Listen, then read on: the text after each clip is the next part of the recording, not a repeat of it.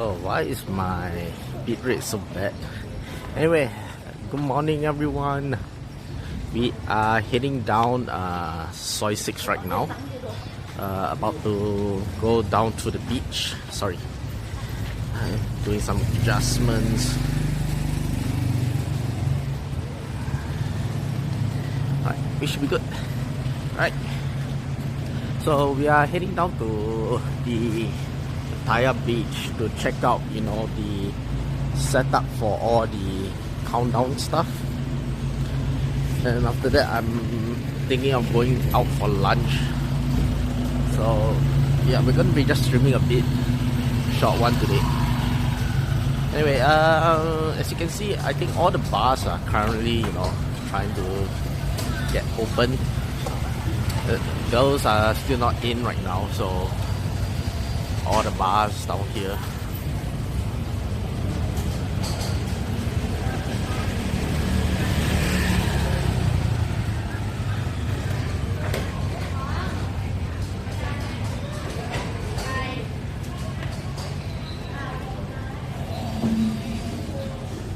So I believe the next 2 days the bars are going to be like extremely busy. It's either it's going to be extremely busy or there's not much girls in the bar, because the girls will have taken off all the leave, to go for the countdown and everything. Yo, Trooper, welcome, man. Good morning to you. How's it going for you, man?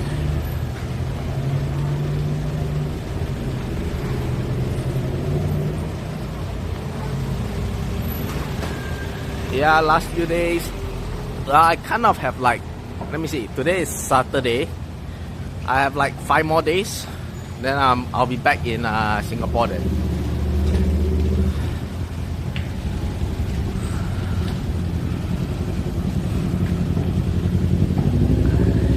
But our journeys need to come to an end. So mine is coming back to an end soon.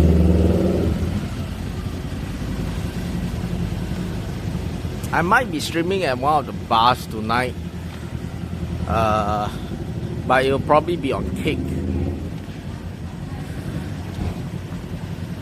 because Twitch is like really sensitive about filming anything in the bars. So yeah, it's gonna be on Kick then. And I will have to say I had like a blast on Kick for all the bar stuff. Atira, welcome, good morning. How's your Saturday morning, man? How are you guys all having for this Saturday morning? Tomorrow is going to be Christmas. Why am I saying Christmas? Christmas has long gone, man. It's going to be New Year's Eve tomorrow. Terrible, what happened?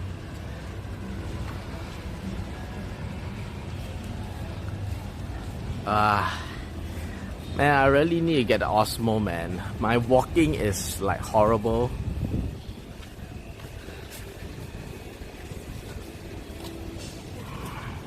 But anyway, Atira, what happened to you? Student didn't do a single question for homework, so walked out. Yeah, boundaries. Yeah. But wait, student didn't do homework.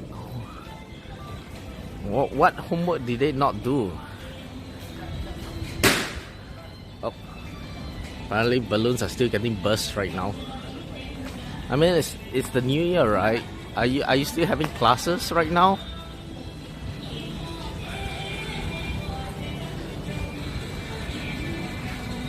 I moonwalk? No. Okay, so basically why my stream is so shaky and all is because I broke my leg twice. So during the 2 times that I broken my leg, I shifted all my weight into my... So I broke my right leg. So I shifted all my weight into my left leg. And I've been walking that way for a while. To the point that now I tend to lean left. I tend to shift a lot of my weight onto my left leg. So whenever my left leg walk, you'll see this jerk.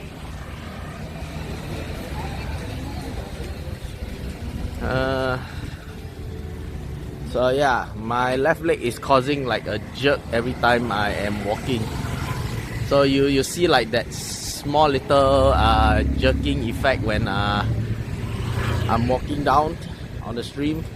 That is cause of the way I'm walking right now.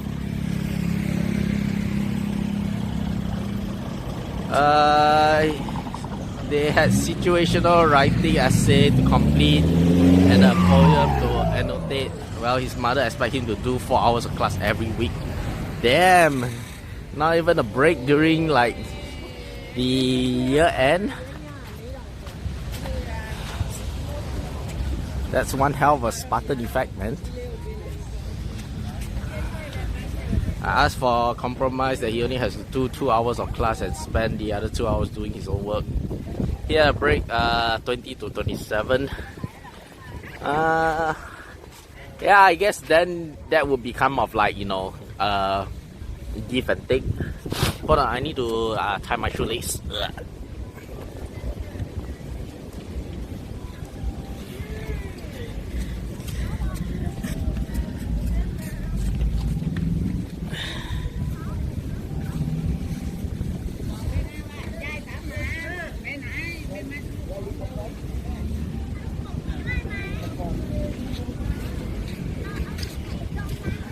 Alright, we good. So yeah, but I kind of get the kid also, cause I am that kid last time. I hate doing like studies and everything. So my mom had all the tuition teachers and all of them get pissed off at me.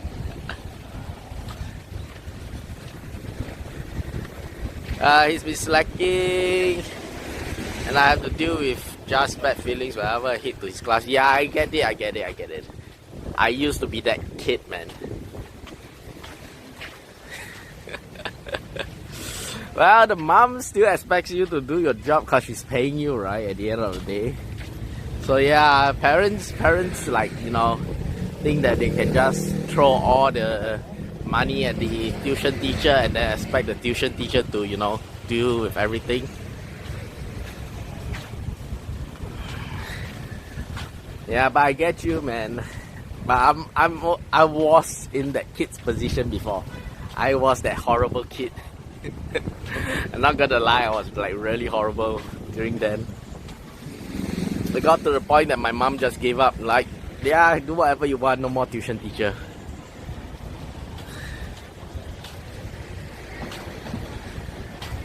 How does that affect the way you deal with rejection? I kind of, okay, so all my life I know I'm one thing, I'm lazy.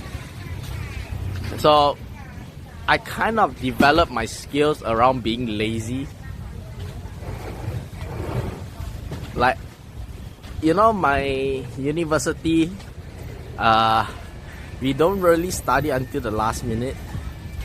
So I kind of developed skills like, you know, being able to like learn things like super fast.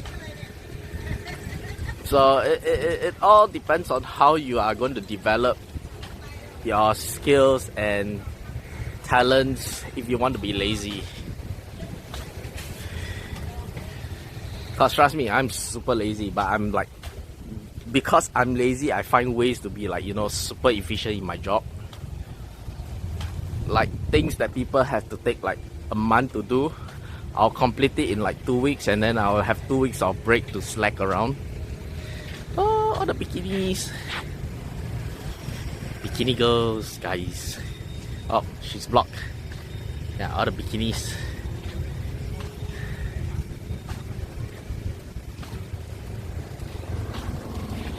Hey, enough of the beach.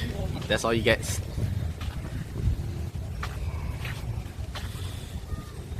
Yeah, I would say a kid's stamina is only able to, you know, I would say not stamina, I would say that attention span is only able to, you know, be up to like 30 minutes.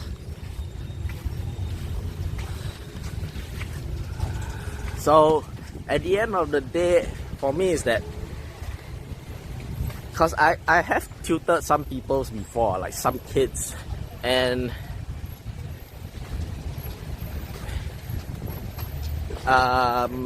one thing I find that kids, although they tend to, you know, like slack around and do stuff that is required of them, but holy shit, this guy in front, what the heck does he have around his nipples? Oh my god. Twitch, please don't ban me. It's not my fault. He just came along naked.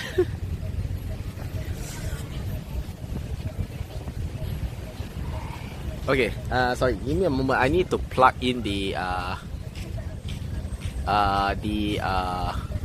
power bank into the cooler so that my phone doesn't overheat. Yeah, have I tutored kids on the autistic spectrum? Not really fully autistic, but I had one that is like, you know, close.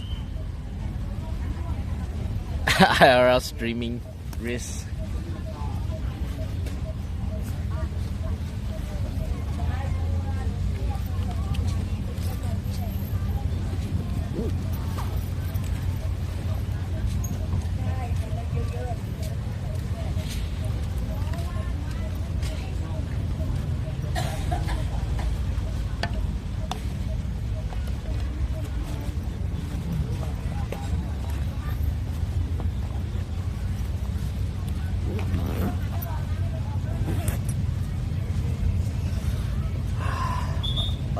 My cables are all getting bent, man. You look at this thing, how bent is it? It's all bent out of shape.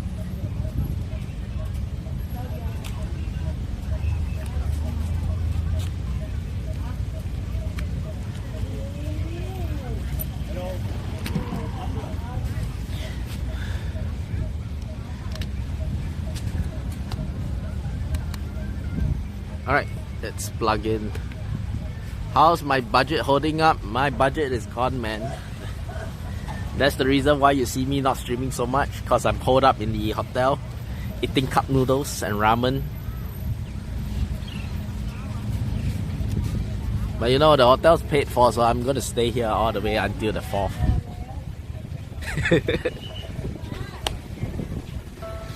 Yeah, I'm surviving on ramen and cup noodles right now. Kind of. Like every once in 2 days, like today, I'll go out and get something a bit better to eat.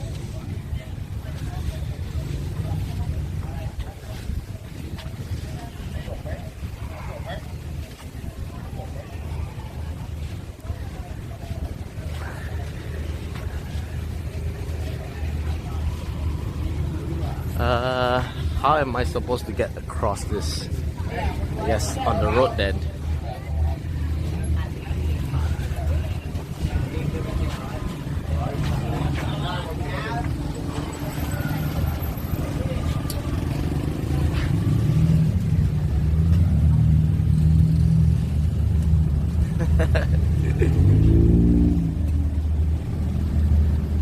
Yeah, but okay, so right now they are blocking off like a lot of parts of the road because they are all setting up for the stage for the countdown. So I think yesterday they already started the event for the countdown. The event is going to be, I believe, over 3 days, which is Friday, Saturday, Sunday.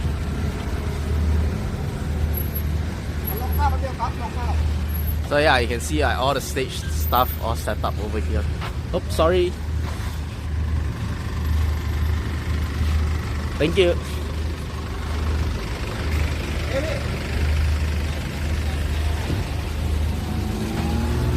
Yeah, that's one thing I forgot. In Thailand, the cars, when they reverse, there's no sound.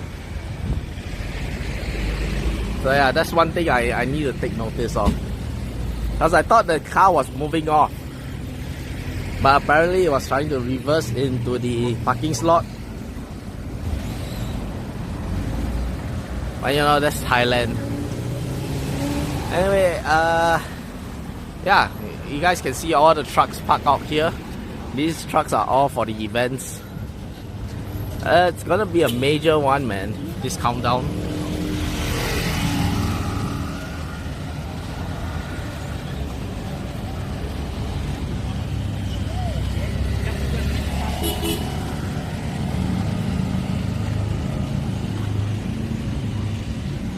So I guess all the Thai celebrities are gonna be here.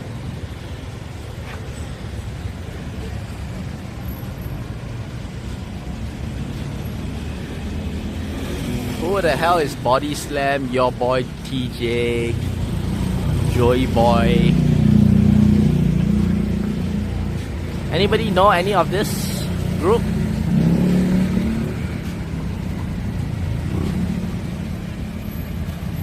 I think it's like all Thai groups then. 3 Men Down. Because of You I Shine. What the heck?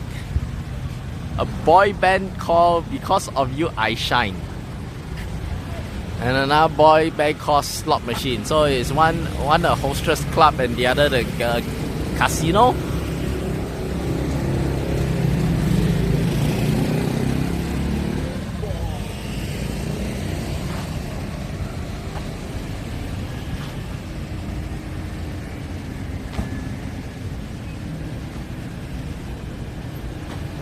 Oh yeah, by the way, one more thing. I think it's gonna be confirmed that on the Monday of the 3rd week of Jan. So basically about 1 week after I return back to Singapore, I am going to be doing the the circumference walk of Singapore on stream. And it's probably going to be, you know, like one stream. I'm trying to target like doing everything in one stream. So that's going to be like a 150-kilometer walk around the whole of Singapore. So yeah, that's going to be like a challenge once I get back to Singapore. I'm still thinking of like doing the wheel for the challenge. So I'm still figuring out like what kind of, you know, things I can put on the wheel. So if you guys want to make the walk harder than it is, yeah, be sure to catch the stream then, cause it's gonna be probably like, I think close to something like 36 hours for me to walk the entire circumference of Singapore. Well, not really a circumference. So basically the walk that I'm going to be challenging is the round connector, round Singapore connector, the park connector. So apparently there's a park connector that links to the entire circumference of Singapore, which is 150 kilometers. So yeah, that is going to be, you know, my challenge once I'm back in Singapore.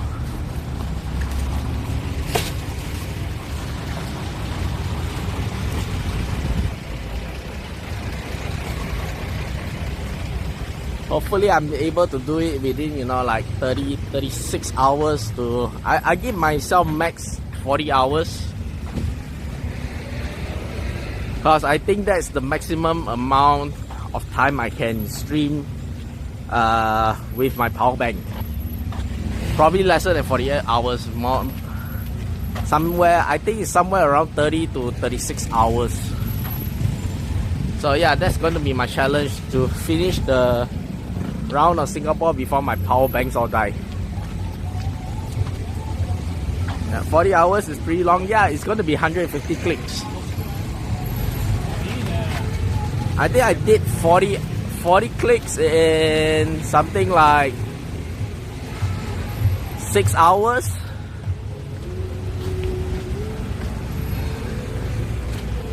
So 40, I need to do like, you know, 4 times. So 6 times 4, that's about 24 hours. But then, you know, as you walk along, you're going to get slower and slower. So I'm giving myself a couple of extra hours to, you know, depending on my stamina and how my feet is holding up. So I'm giving myself around 30 to 36 hours, maximum 40 hours.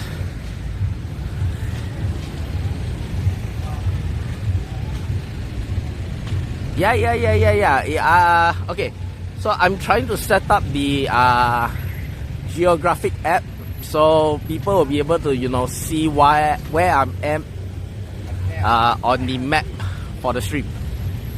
So if anybody wants to, you know, come and join in for the walk, you know, join me like 15 minutes, half an hour or something like that, you can, like, you know, do like fitness challenge walk, come and join me, then be sure to come along then. I don't mind anybody who's joining me. You guys can join me for 10 minutes, 15 minutes. You guys want to be on stream, just join along, come along. Oh, they set up a lot of things for the what's that, the countdown. I believe this is where the, you know, the free entrance is going to be. Then this is going to be like, you know, some other stuff that's going to be happening. Can travel the country and collab with people. Yeah, man. Yeah, so I'm going to be posting that on Twitter and see, like, you know, whoever wants to come and join in the walk when I'm, like, you know, close to the area. Because I'll most probably be walking starting from, I guess, Changi side, because I'm staying near to the east. I'm staying in the east side, so I'll be starting somewhere closer to the east side. Then there will be 15 major checkpoints that I need to, you know, like, clear through. So I need to head to these 15 checkpoints, take a photo to show that I have actually made the walk over there. I will post the entire the entire route for my walk on Twitter later on, so you guys can check it out if you guys want. Put out a Google form, time slot, so people can sign up. That's the thing, I do not know, like, you know, what is my time slot.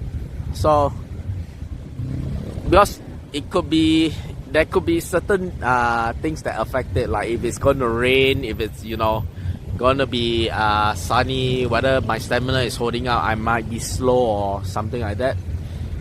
That is the reason why I'm putting up the, you know, the IRL map, so that people will, like, actually be able to see where I am. Yeah, I don't want it to be, like, you know, kind of scheduled. So if you guys want to join in, it can be like a hop on and hop off. You see? Like, if you guys want to join in, you know, do like your morning workout or something like that, come join me. And then once you guys are done, you can just leave. It's gonna be good if I can get company, because it will take my mind off, you know, the journey.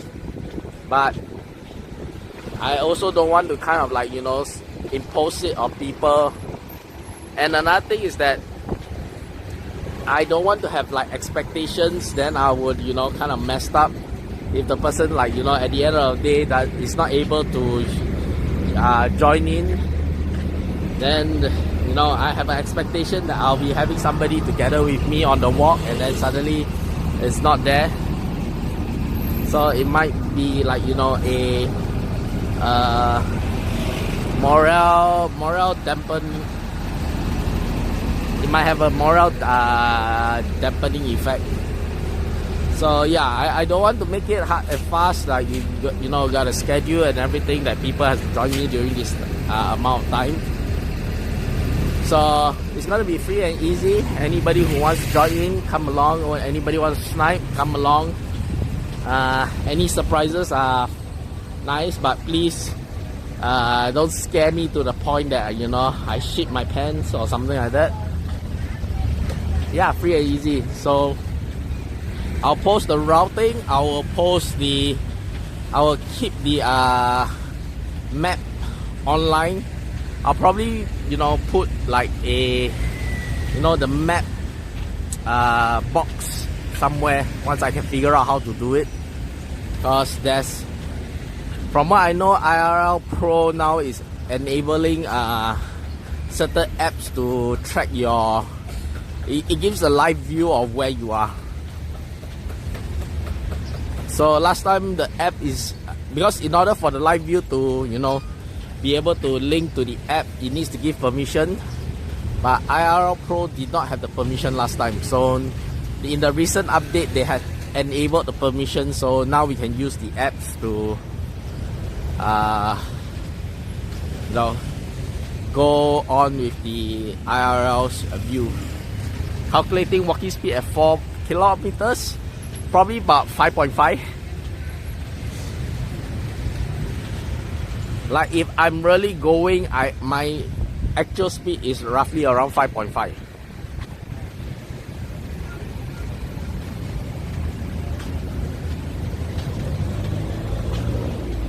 But that's on, you know, the treadmill. So I'll give and take. My rough estimate of my walking speed is around 5 kilometers per hour.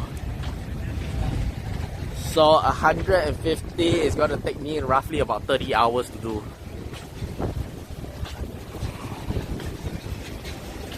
Then give and take about my body stamina, I'm adding about another 6 to 10 more hours. Because it's going to be in one stream.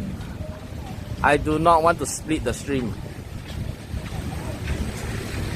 You know, then probably if I set a ridiculously high goal, like what, $500, then that one will, you know, require me to do the entire walk again. Yeah, no sleep for 30 hours. It's going to be a one shot.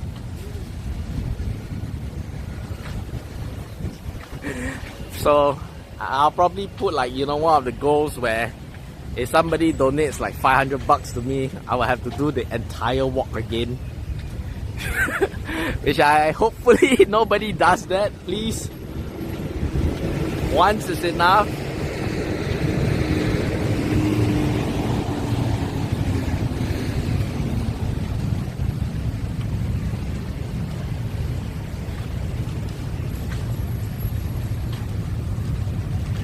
As yeah, 30 hours is gonna be harsh on me, man. Oh, they got grilled jellyfish. What the heck?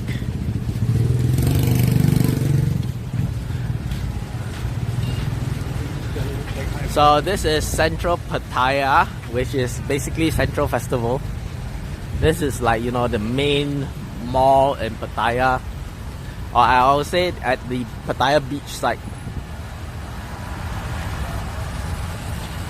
Yeah. Somehow or other, who was it? I think it was Trooper, right? Trooper was the one who talked me into doing this. Somehow we were talking about walking, and then they were saying Sukas was doing, like, you know, a 150 click walk. I think he completed it in like 4 days because he needs to break in between because his power bank ran out of power.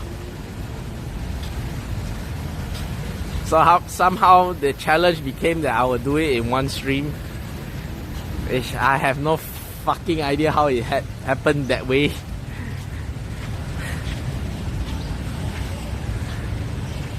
Yeah, Sukas, I think he did like 160 clicks in like 4 days, maybe 3 days, I can't remember. But I was like thinking like 4 days. Probably somebody who's watching Suka stream will know how many days it took. Lance getting bullied. I always get bullied, man.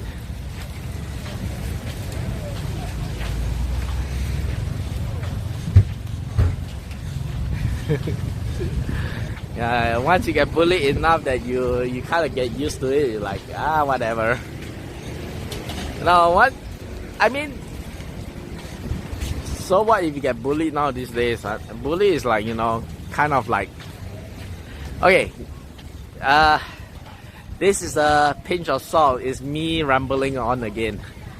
Do I think bullying is good? Yes and no. It depends on how bad the bullying is. If the bullying is, you know, like minor bullying, you know, probably somebody talking bad about you and such, I think that is kind of like in a sense, it's kind of a good thing because it, you know, helps you to toughen up your mentality. But once the bullying becomes, you know, cross into the zone of physical harm, I think that is really, really bad.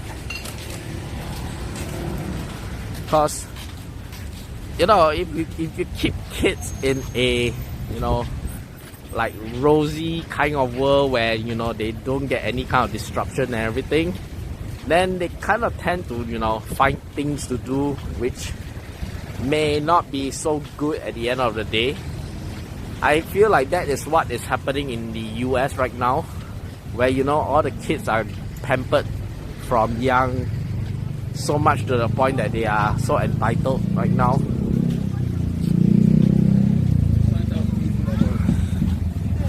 So yeah, once the kids feels like they are entitled, you know, they start becoming soft, they start becoming, you know, complacent, and things like, you know, the whole entire world owes them something. So I believe like at young you need to kind of like be bullied so that you have like, you know, be, you know, have that mentality that the world owes you nothing. Kids are not pampered on the US, they are getting killed every day. Yeah, by what? Okay, so I think, let me ask you. You see in the US now these days, how many protests is happening? What percentage of the protests are all college kids?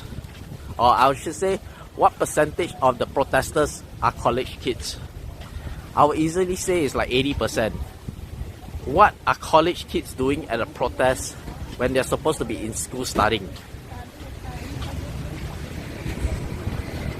And why are they able to protest so much? Like, don't get me wrong, your freedom of speech is valid. You know, your opinion is valid. But your opinion comes with a responsibility also. So, if these college kids are voicing out opinions that they do not take responsibility for, who is going to be suffering? At the end of the day, it's not the older generation that they have causes they care for. College is not that stressful, you literally say. My own uni life was, I would say it's not, my uni life is a bit different. Okay, so my uni life, I did my whole entire uni from 4 years into 3. That is because I'm taking classes for 16 hours a day. For me, it's not stressful because, you know, I had an aim and I had a goal to get through it. But if you give a person like 16 hours of uni every single day, do you think it is going to be hard for them?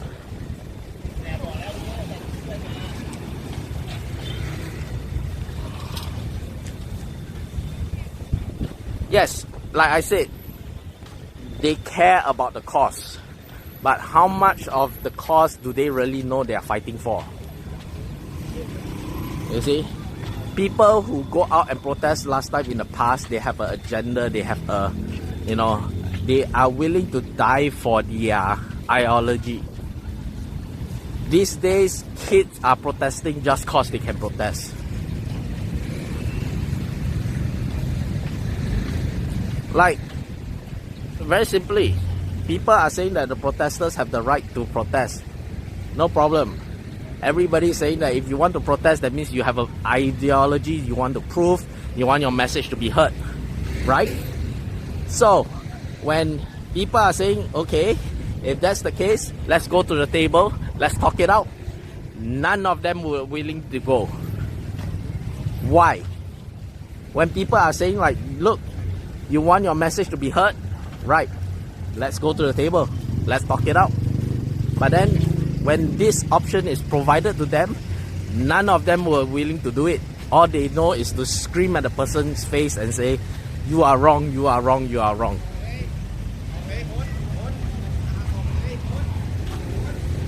They are getting killed? Nah. It's not as bad as you are thinking, Atira. Like, show me statistics of how many kids are being killed. Not talking about the mass shooting in college or the schools, because that is done by a lunatic. 12 kids a day, 32 injured. Okay, in which state? And age of the kids. Like, if you're talking about protesters, these kids has to be like 18 and above.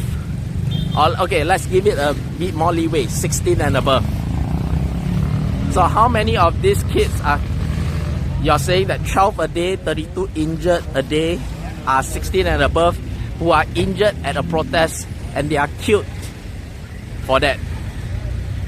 The entire country, yeah, but okay, so I believe your statistics are true, but your statistics might be lumping together with other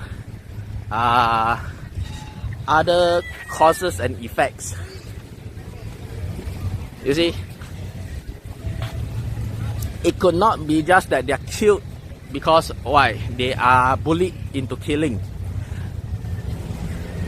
It could be have a lot of other causes, and the statistics tend to, you know, lump everything together. Because okay, we are going back to, you know, the whole entire thing about you're saying that kids are getting killed because they are bullied. Then the first thing that we need to look at is suicide rate then. Right? And I believe I have read the statistics that suicide rate in America has been going up. So that statistic is proven, is correct. Statistics shows suicide rate has been going up. But they failed to classify suicide rate is killed. What is the age category? Is it adults only? Is it kids only? Is it a combined? That is the studies that. I'm not talking about bully as okay guys. Entire country they protest at 18 because they finally adulthood and freedom to protest the fact that they lost their friends. Okay. Atira, so can I just lay a couple of, you know, guidelines that we are going to talk about this? So, first of all, we are talking about bullying, or are we talking about suicide rate? We are talking about children only, okay? That's one of the clause. So, are we talking about bullying, or are we talking about suicide? Or are we talking about killings? I'm not talking about bullying as cause. I think cause is also access to guns. Yes, that is true. Access to guns is also a factor. But since we are trying to discuss about a topic, a specific topic, I believe the topic that we were talking at the start was about bullying. And then you're saying like kids are getting killed because of bullying. Is this the guideline that we are, you know, saying and discussing? Because I like this kind of open topics discussion, you see. It's kind of like, you know, we are trying to persuade each other, and then, you know, we are trying to get people to understand each other.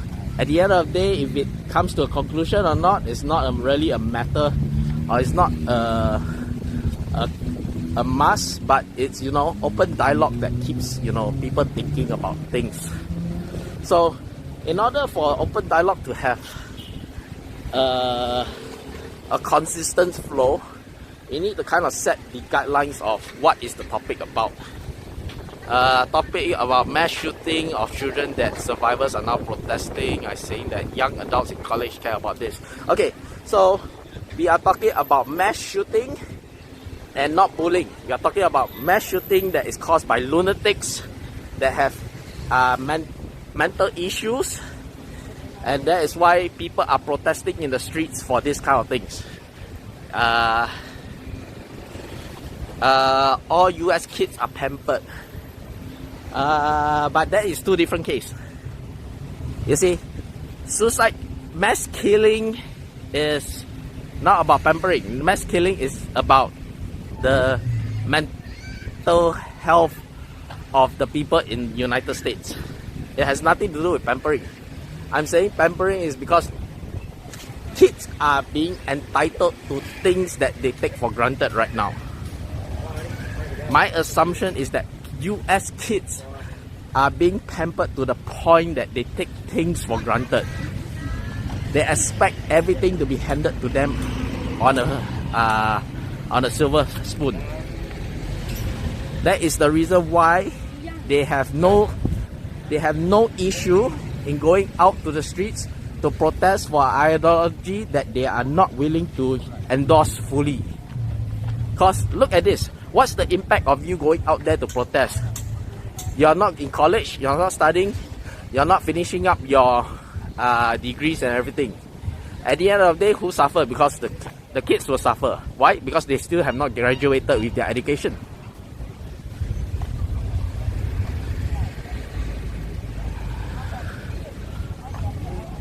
We can be making such generalizations. Yes, I guess. Correct me if I'm wrong, because I'm always open to being corrected. If you are able to prove to me that I am wrong, I will gladly always be able to, say I'm wrong, and I will gladly be able to understand the facts that you are putting out. So don't say that I'm in the right every time or what. This open discussion, facts. What matters is how we think about the facts that's happening, and if the facts prove otherwise, then definitely I will say I'm in the wrong, because I like having this kind of conversation to broaden up my views on how people think things are happening. Okay, not all US kids are entitled and pampered to the point of protest is to affect people in power to change the law. Yes, agreed, Atira. Protest is there in order to, for the US people to be able to protect their rights and everything. Right? So, let me put it this way. The Just Stop Oil. Okay? That Just Stop Oil protest. Are kids supposed to be going out from college to going around to the cities and everything, damaging cities, damaging major sports competition in order for them to have the opportunity to get their message out?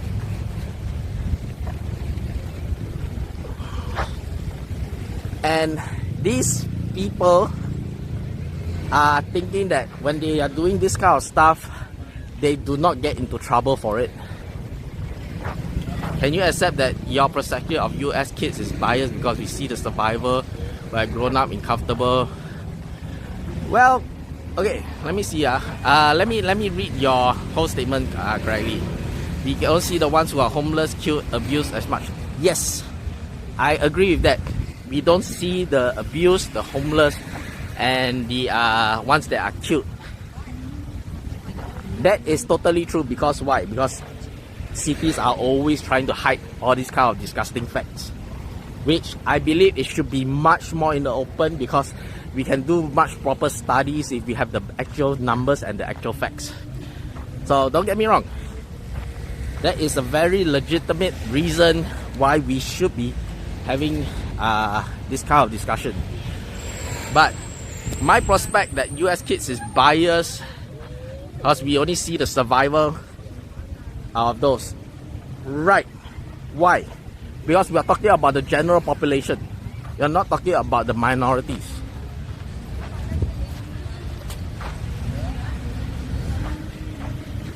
I mean, it's so easy to see on social media right now, and from all the expats I'm talking down here who are actually from the US, who actually are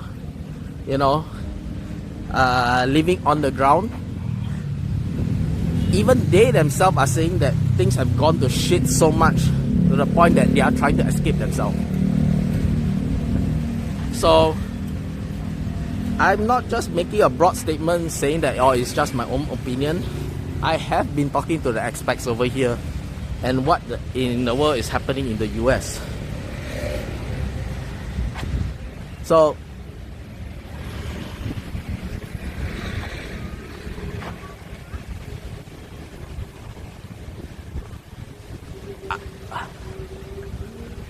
Okay, I think you are having an issue of me saying all US kids are pampered. Okay, let me rephrase it. Majority of the privileged kids are pampered. It's a class issue, not really nationality. But everything is a class issue, isn't it?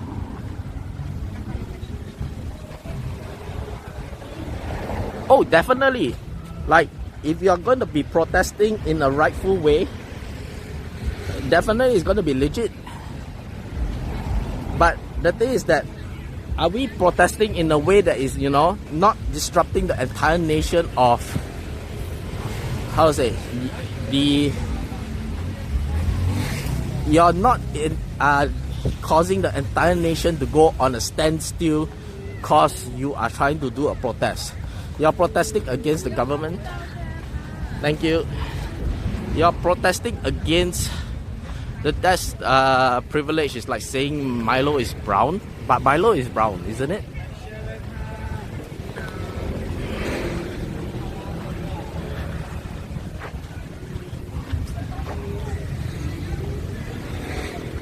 Hey, so Atira, can I ask you, are you endorsing like the protests that are done by like organizations like Just Stop Oil and, you know, BLM, that's, you know, causing havoc to New York City and, you know, to the major highway states of US, that causing, you know, people to not even be able to get back to their families for Christmas? Is that what you're saying? That because there is ideology that, you know, we have to protest, these disruptions are not it's a sacrifice that has to be done. Privileged class will always has biased perspective. But am I in the privileged class? That's what you gotta ask. Am I really in that privileged class?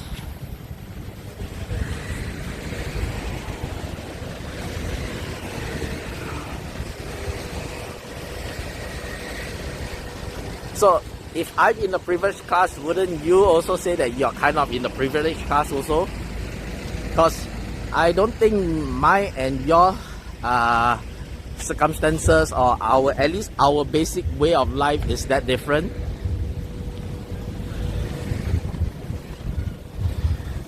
I say the majority does what they do, and that's how democracy works. If democracy comes at the cost of your own fellow citizens, is it worth it? Well, in Singapore, privileged Chinese majority might never be interested with a minority issue. So you're saying that the Chinese are privileged, but yet, you know, it's a fact that in Singapore, majority of the welfare goes to the Malay.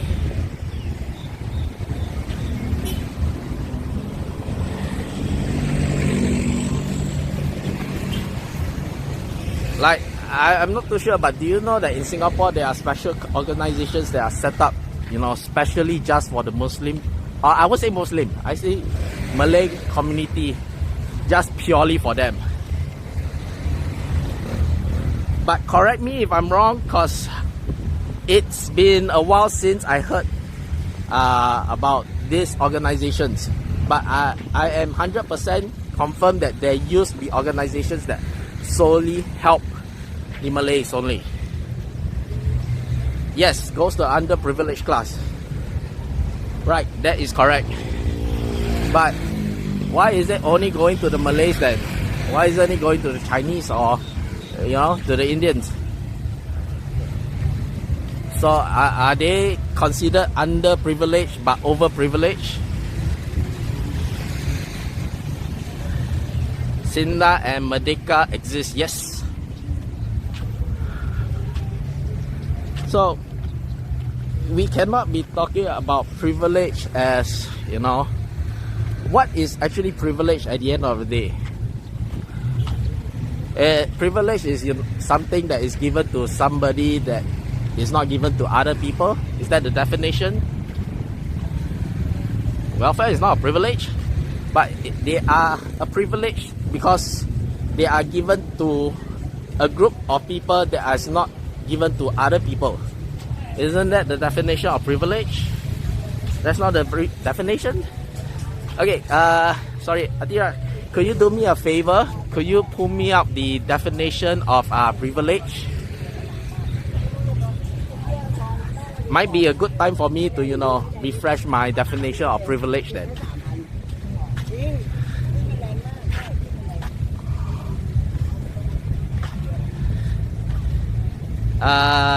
Equity and equality. All right, I'm all ears. Teacher Atira teaching student Lens. Atira has gone into teacher mode already.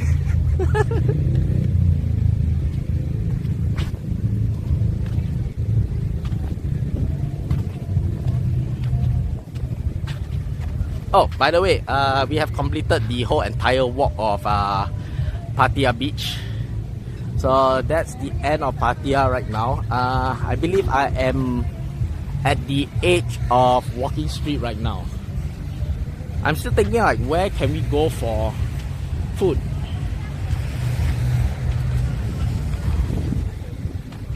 So privilege is what is out of your control, okay? So for example, people who are born with different heights, small, medium and large, okay?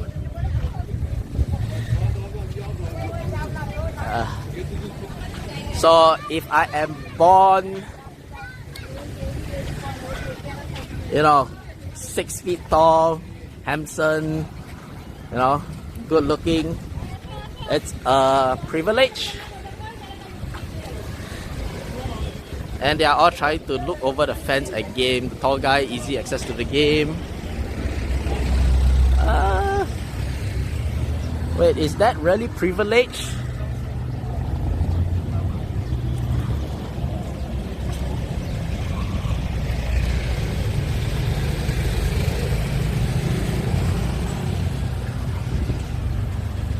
Medium, a bit of tiptoe strain.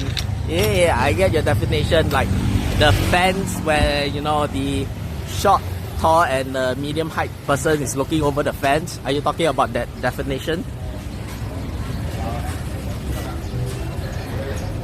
So in order for us to, you know, remove that privilege, we need to give the short guy the stairs so that he can see above the fence. I believe I saw that analogy before.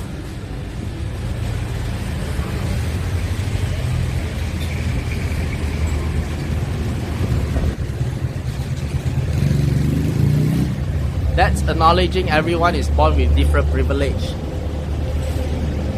But that's not the definition of privilege, right? Equality is giving everyone the same box. Yeah.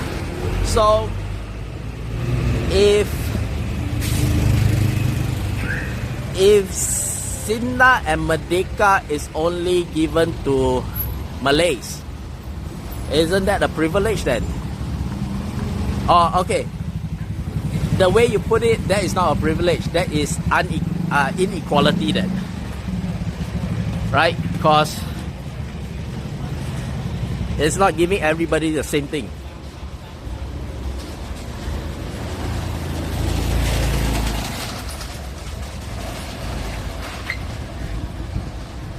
Equity is giving the small and medium guys some boxes.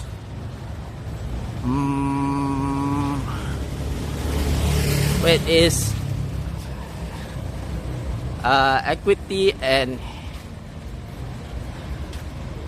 Okay, so equality and equity is two different words. Can I just confirm that?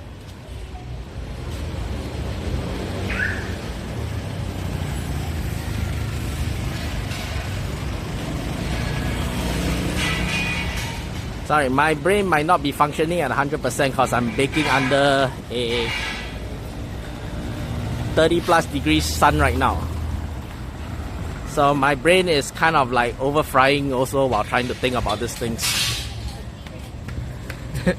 Might be mixing up those two. Okay. Because for what I thought that both are just one word because their spelling was like, you know, very similar. I thought you were like typing it twice. But can we confirm that those two are different words and have different meaning? I just don't want to get that wrong.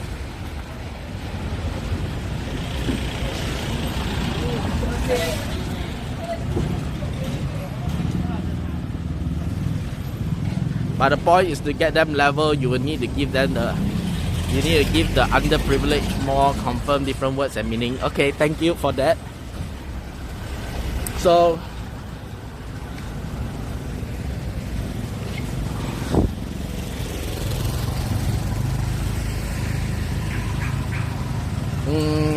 sorry, I'm just thinking of like how to phrase my words properly. So okay.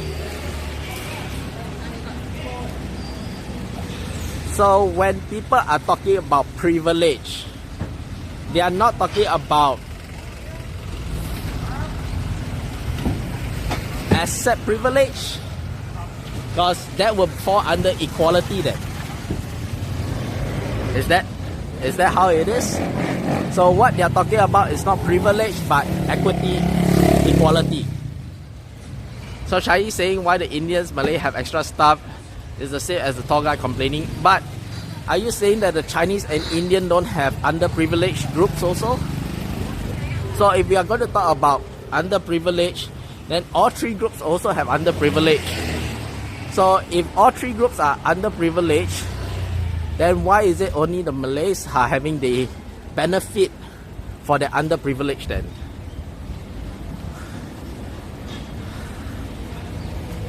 You get what I'm saying? They do, and they are all organized for underprivileged Chinese.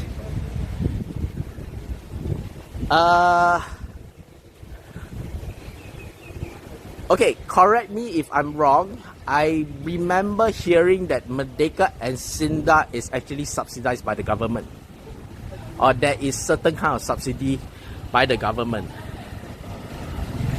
This is resulting from the stem fact that we are founded under a Malay community. Financial assistance schemes open regardless of race. We do have a certain extent, but I believe Merdeka and Sinda has better fundings because they are funded kind of like by the government. Quote unquote, I can be very, very wrong about this. Because I remember this was like a very big issue when I was younger, where everybody was complaining, you know, that the Malays were, or the Malay so-called charities and everything are actually partially funded by the government, while the Indians and the Chinese have to be funded purely from the community. They need the funding from government because your own community isn't contributing to help. So wait. This statement is a bit confusing to me. They need funding from the government because your own community isn't contributing to help. But why isn't the Malay community contributing then?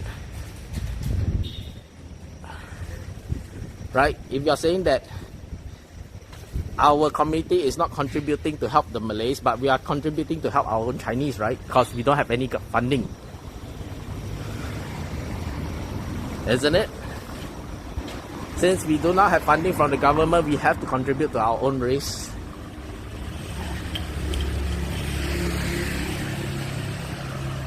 Like the Indians and the Chinese have to be 100% provided by their own community. If they do not get provision from the community, then they are not having any kind of benefits at all.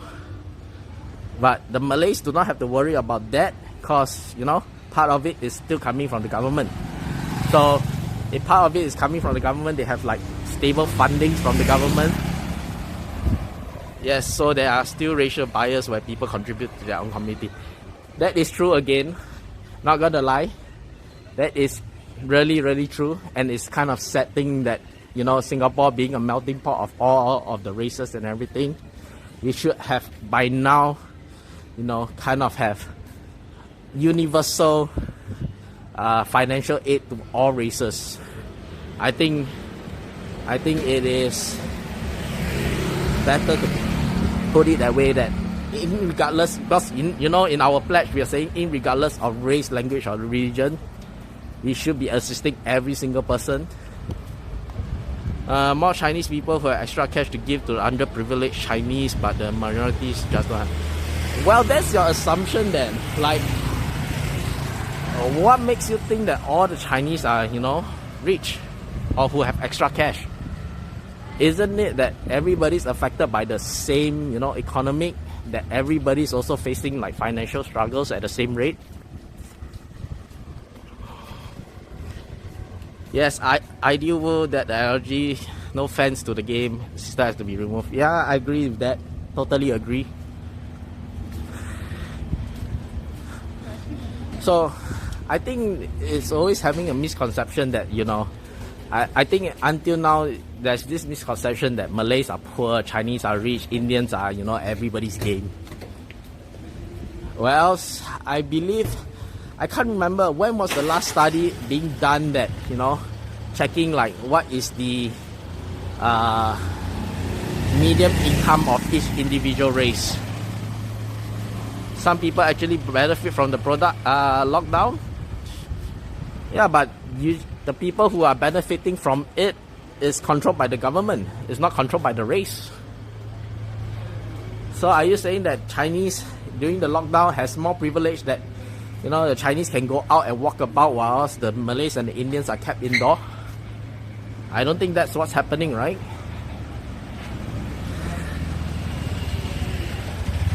It's not assumptions, it's the data. People are not affected at the same rate.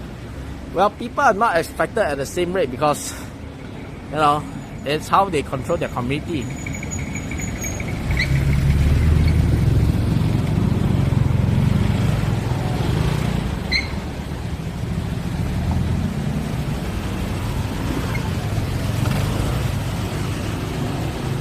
Like, the Chinese tend to be more money-minded.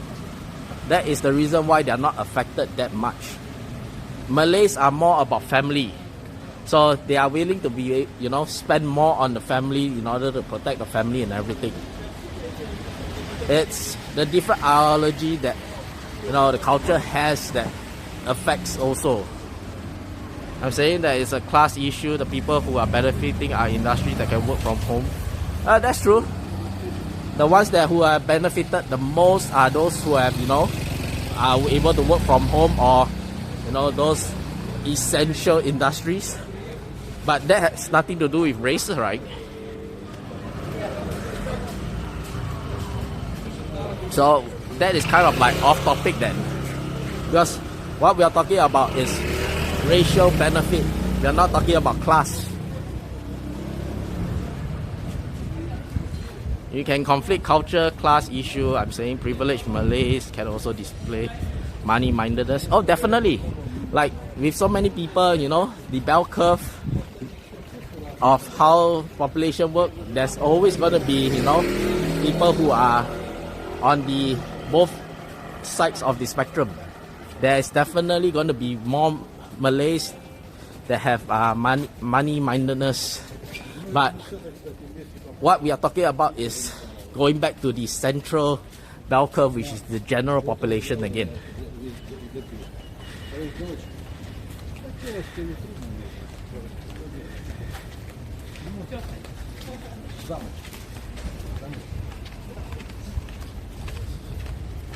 So every time we are talking about this kind of things, we tend to, I'll give a thought of mine also, is that we tend to take at the extreme ends of seeing things. So like what you say, there is Malays who are money-minded, definitely, no doubt about that. But we are talking about the general, 60-70% of the Malay population, where more Malays are family orientated, where else Chinese are more money-minded.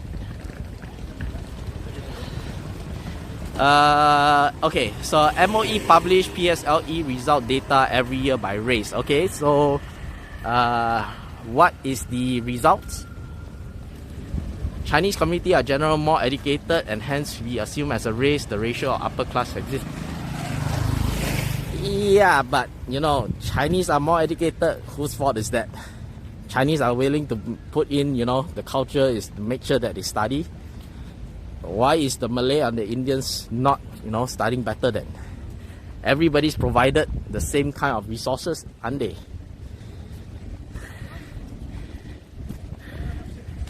So you're saying that the Chinese community is more privileged because they are able to study better?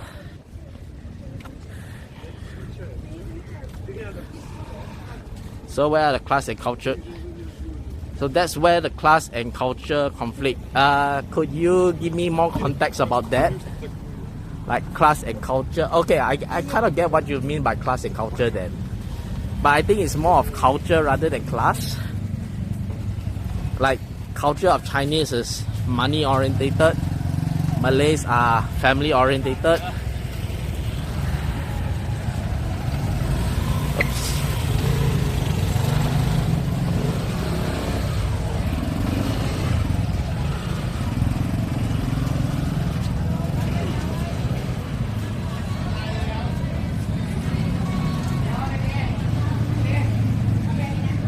So I think from speaking so much, Atira, can we like agree that although there's so many things that is happening, there are also so many factors that are affecting from, you know, upstairs.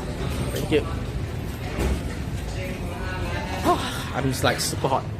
There are so many factors that are boiled into, like, you know, as what you said, class, culture, race, privilege, equality.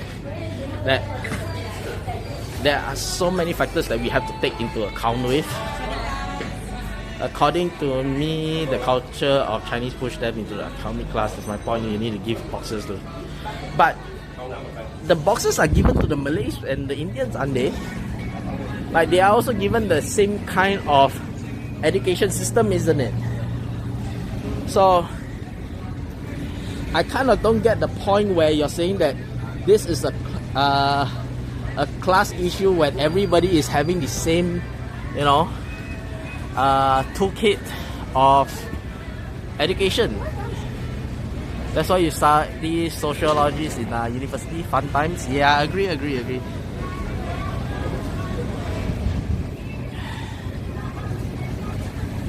So, can I say by your logic that, you know, since the Malays were not able to, you know, study on their own and keep up with the Chinese, that we have to spoon feed the Malays so that they can be on equal footing with the Chinese?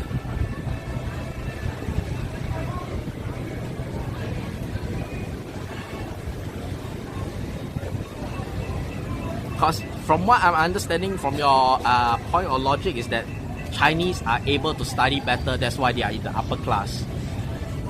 But then Malays are also given, or I should say, the other races are also given the same tools and education. So why aren't they also in the upper class then? Your parents choose kindergarten, spend tuition money, etc. But Malays also get that, right? It's not like they are denied the kindergarten, they are not denied the tuition and everything.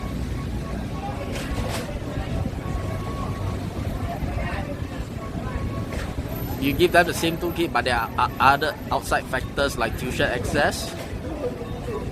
Oh, definitely. I agree with that.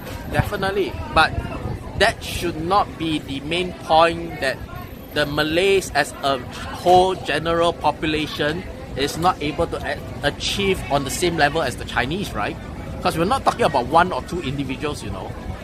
We're talking about a whole sample size of population where everybody is given the same amount of things.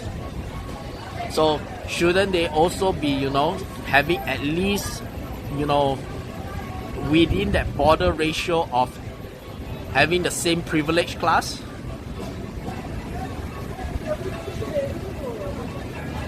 They have to be given it as welfare, but welfare is given to the underprivileged who are not able to afford to stand at the same, I won't say stand at the same level, who are not able to afford the same level of tools that the, you know,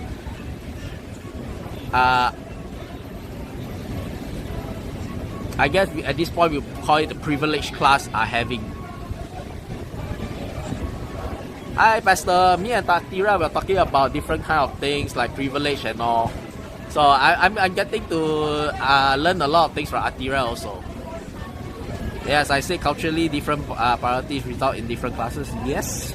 So if different priorities culturally different priorities result in different classes, then are we so incentivized to provide, you know, those people who are having different priorities and then but still want to stay at the same level?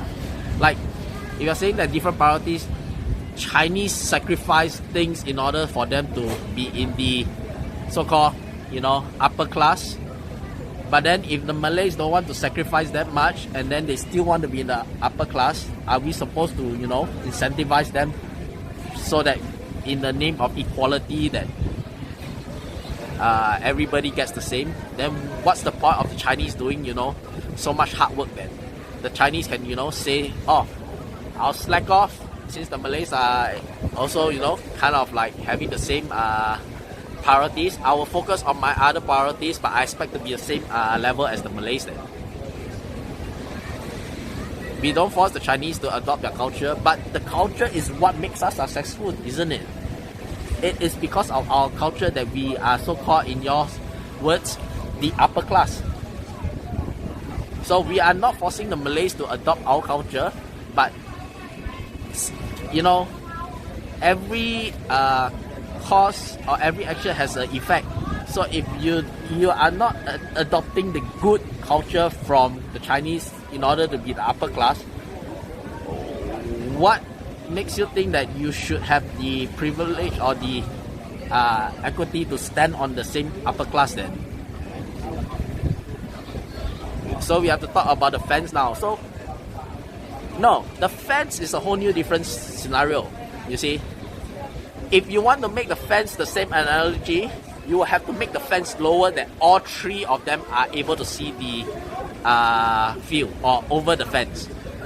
Only at that point then you can say, okay, we'll give the steps to the medium and the small kids so that they can stand at the same level as the tall guy so that they can see the same thing. But what is it that we have to give this medium and small guy these stairs when they can work for it?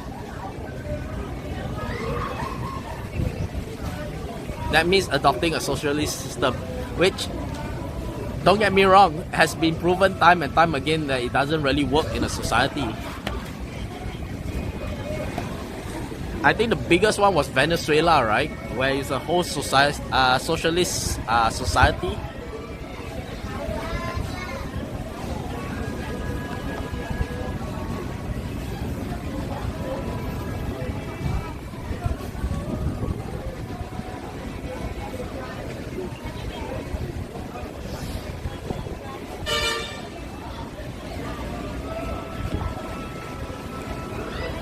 Okay, anyway, just a bit off topic. Right now, I am at a place called Anytime Cafe, which is pretty much next to the beach.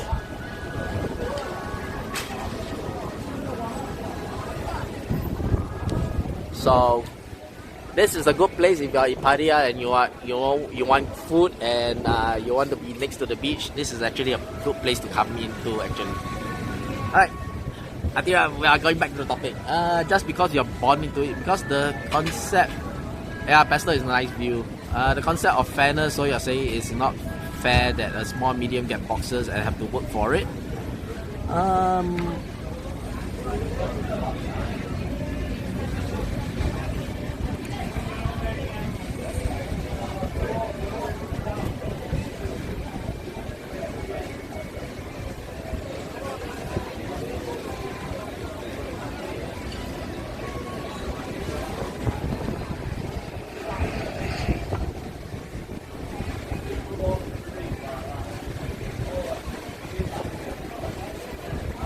Don't punish a whole generation of kids for past way of their ancestral culture. But we are not punishing a whole generation of kids is that the kids are brought up that way. Well, I guess you can say in a sense that you are punishing it because they are brought up in a way that they are being taught that way then. So yeah, in a sense you could put it that way. But if you're just born into it, I mean, it's... If you're born into it, who is to blame? No one. Like, I just don't want to give welfare. I want to give welfare in a sense that it makes it equality for everyone. Atira, don't get me wrong. I am very, very open-hearted to giving donations and everything. But when your donations are coming from hard-working people who are trying to support the nation, I want those money to be spent in a way that, you know, the right people are supposed to be having it rather than the lazy people are having it. Trying to educate this man here.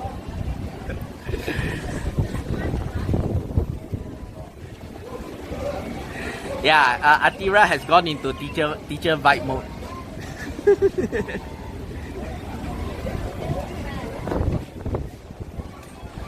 Execution of monies? Minorities, I guess you're saying that.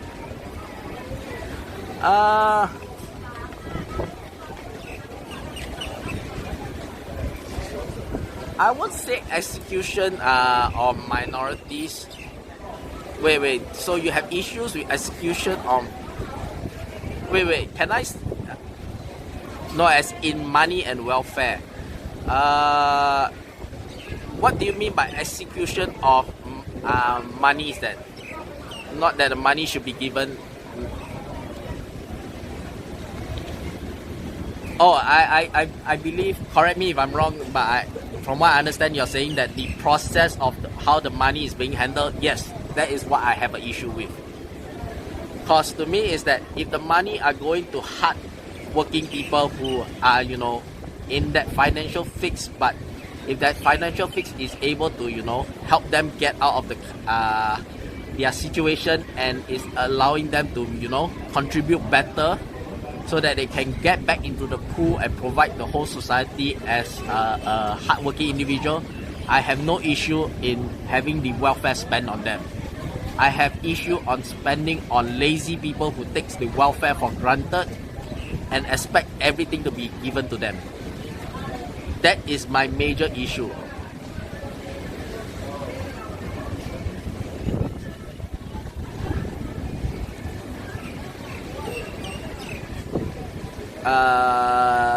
You want the welfare to be given, but you have issues with the process. So I'm saying that yes, it's going to kids, yes, it's helping underprivileged, yes, the government is stepping in because of numbers.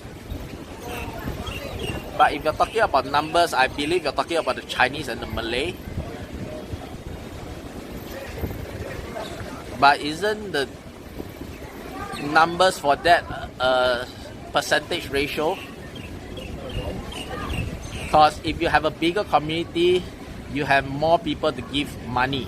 But if you have a smaller community, but then you have lesser people who are underprivileged, that the community is still able to provide for them. That is mathematics, statistics. But I agree with you. The first two, I definitely agree with you. It's going to kids, it's going to underprivileged, yes. But I have to add on is hardworking underprivileged. I do not want to give to the entitled underprivileged. Government isn't perfect. Yes, they do the maths wrong. We can't tell if they're underprivileged status from laziness. That's why we have screening process then. And we have penalties where if the welfare money isn't, you know, spent in a good sense, then definitely we need to have some penalties for those people who are, you know, just encroaching on the welfare then. It's the same scenario that the US is having right now. where everybody is just depending on, unemployment welfare, to the point that the economy is collapsing because they do not have money to provide to these unemployed who are actively not looking for a job. You get what I mean? I do not want to have a point where, people take the welfare system for granted, where, if I'm unemployed, I'm underprivileged, I just go over and to one of this, maybe Sinda or Merdeka, and tell them, I'm underprivileged, give me money. You get what I mean? Sorry.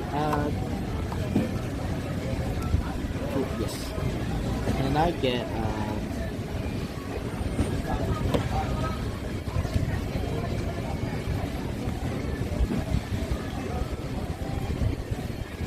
Can I get a club sandwich? Okay. And then get me a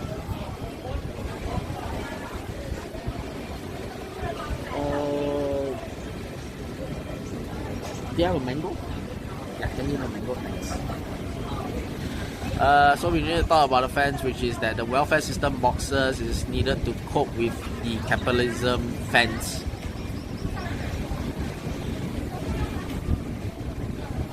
If the fence or system was modified, then access to the game is easier.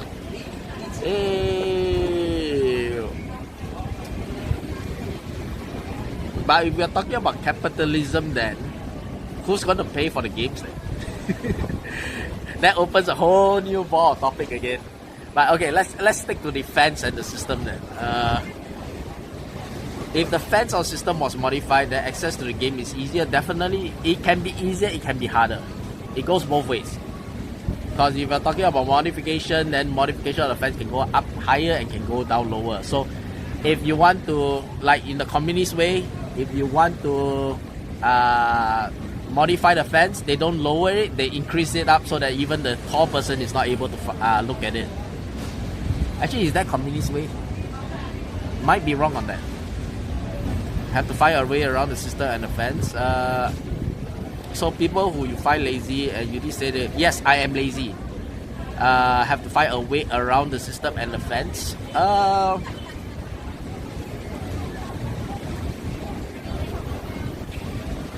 No, I guess you can say that yes, you're finding a way around the fence, but being lazy in a smart way that,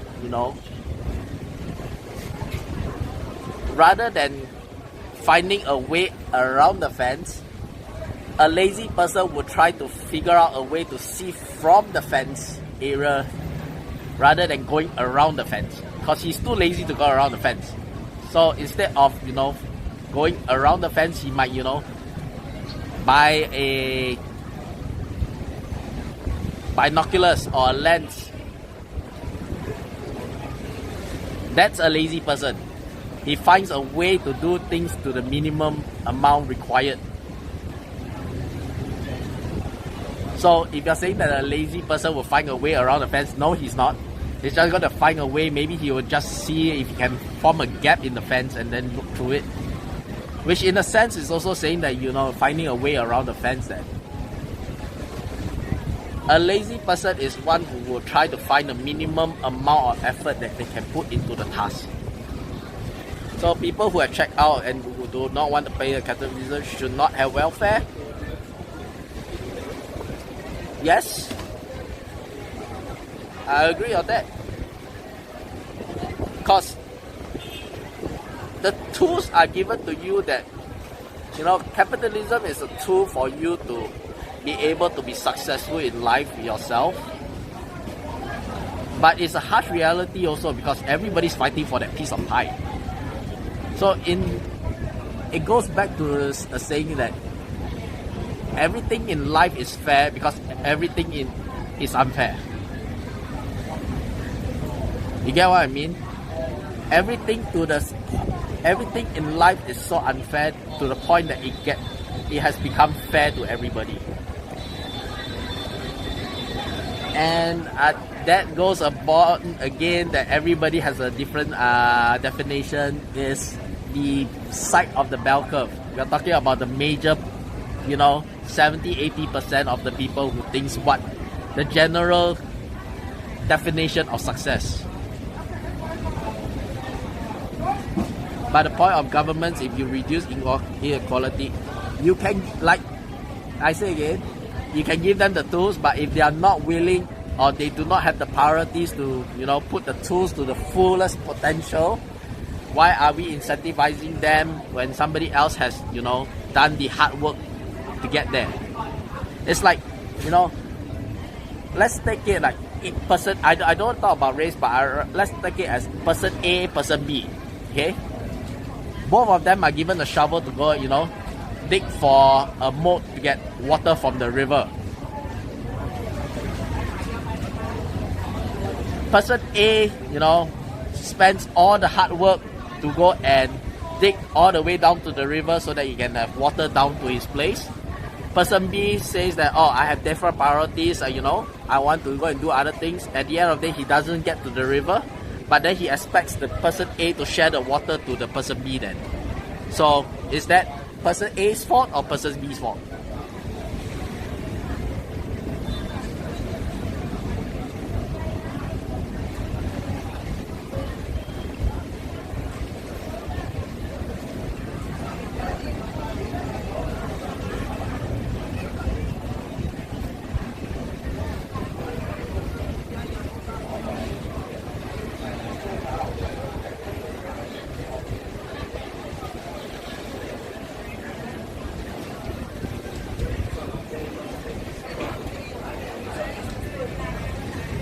We want walk hay.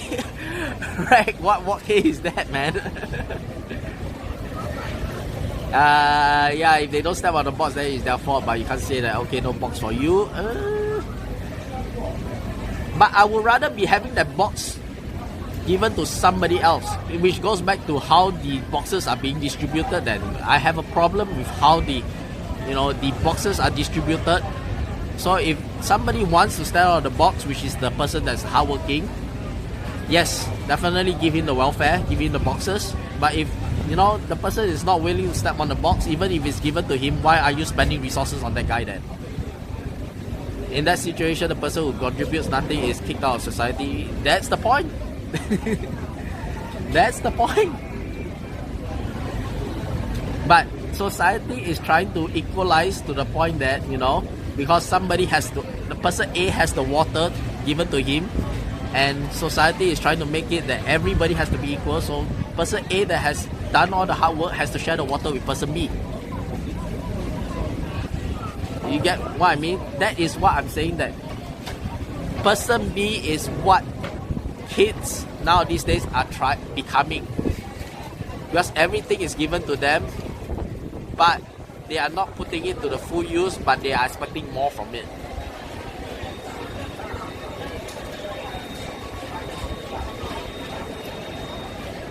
No, person B is, because they are kids, they are in the privileged group of not being kicked out.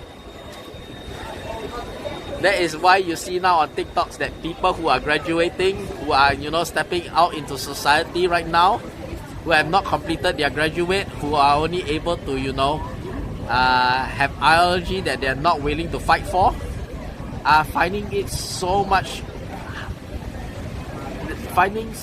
struggle in surviving in society right now.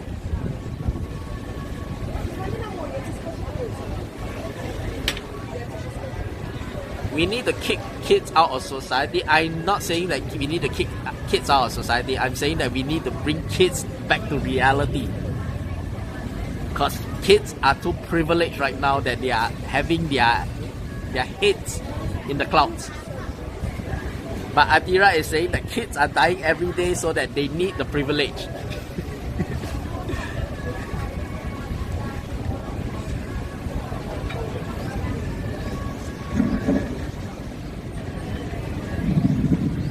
And change the system into their favor. And look where that has America going to.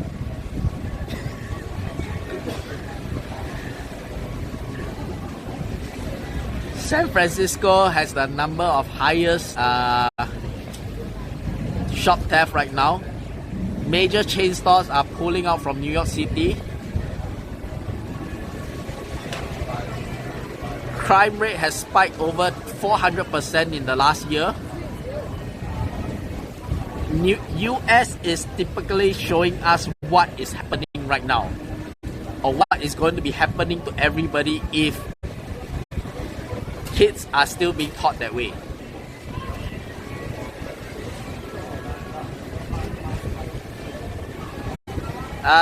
We were talking about US, then suddenly we transfer over to SG because we were talking about privilege. So I guess we were switching over to SG because it's, you know, a bit more local, so it's a bit more able to have a conversation. But yeah, the original stem off was from the US, where I'm saying that US kids are so privileged now these days that they are expecting everything to be handed to them. But Atira disagrees, saying that kids are being bullied and kids are dying now these days because kids are dying now these days and they are not actually privileged at all. No, Atira, then that's a whole new ball game. We were talking about generalized kids. Now if you're saying that underprivileged kids, that is a whole new different ball game again then.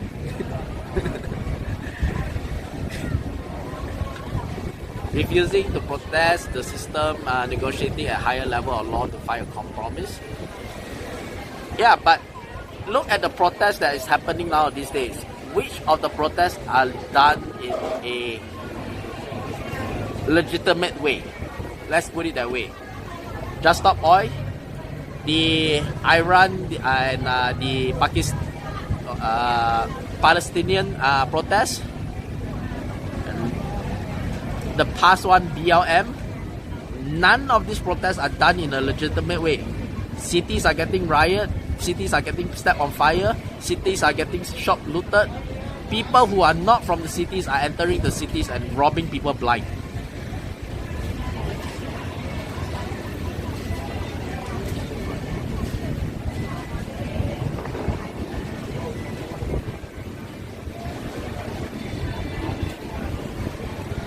Privilege. Rag, where am I going to order wok hei, man? There's no wok hei in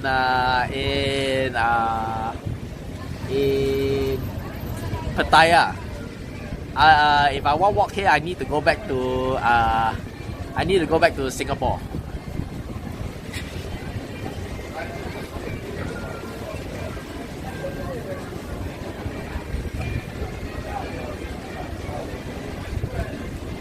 Protest has never been done legitimately. No.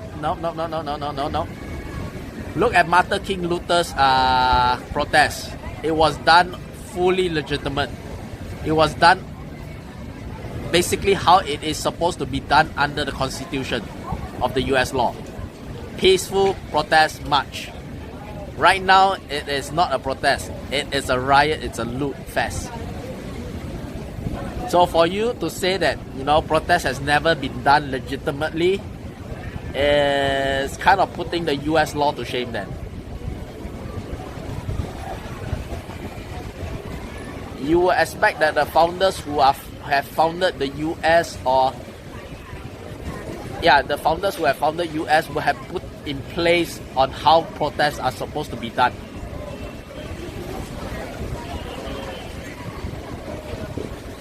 That's the whole concept of the US being brought up. So to say that protest has never been done legitimately is kind of false.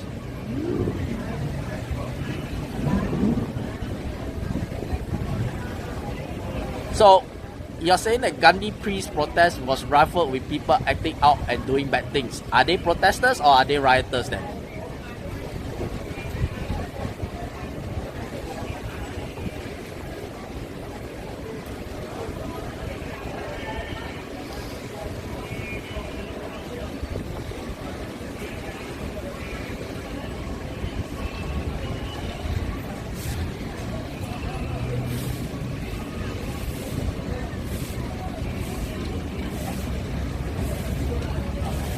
Idea of legitimacy is determined by the government. NKA protesters were attacked violently by MLK. Sorry, which organization is that? MLK.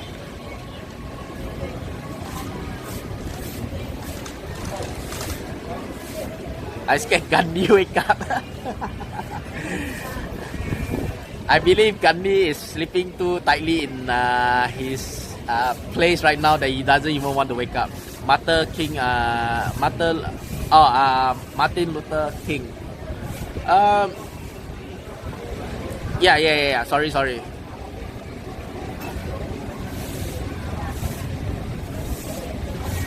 It was done violently by police officials.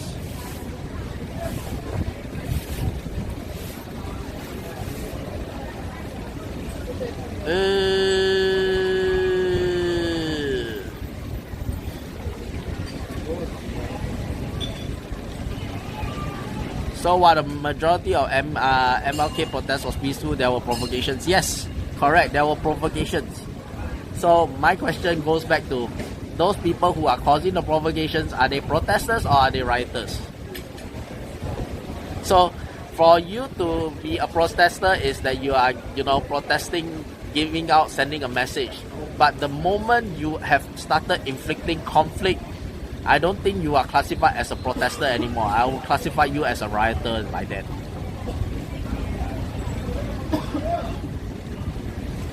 Because the whole point of protest, I believe you will agree on me with this, is that they are trying to get a message across.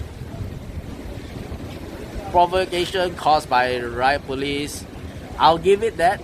Yes, riot police will definitely have provocations, but I believe both sides are having the same causes also.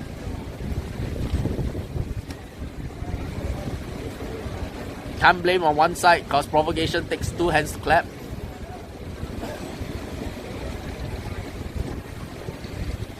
It's not legitimate because the protest. No, they were doing it legitimately based on the constitution. The court does not want to change, does not affect that it's still legitimate under the constitution.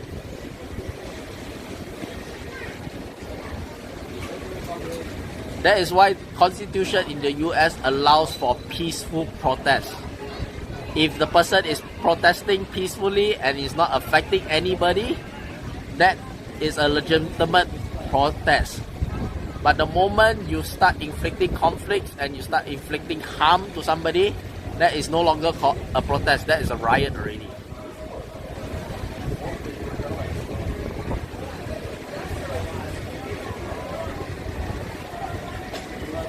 You don't understand police brutality, just fired tear gas in a group of peaceful protests. Yes, Adira, I give it that, because I do see a lot of news where, police are firing tear gas into crowds of protesters.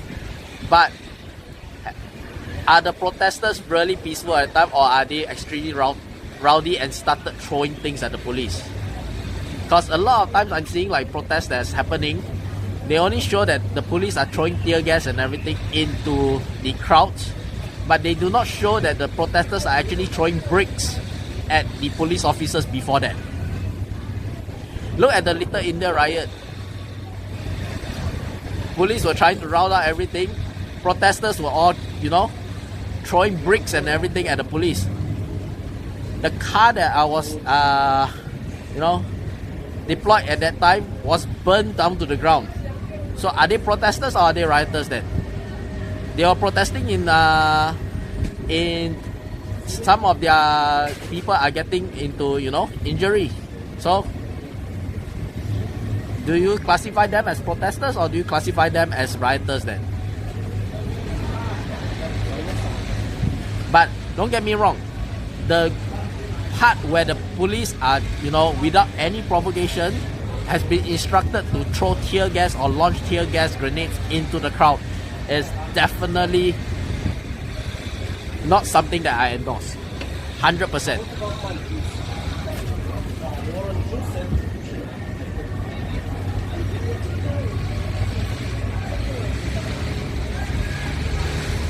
Because I do believe the police, okay, put it this way, the police is the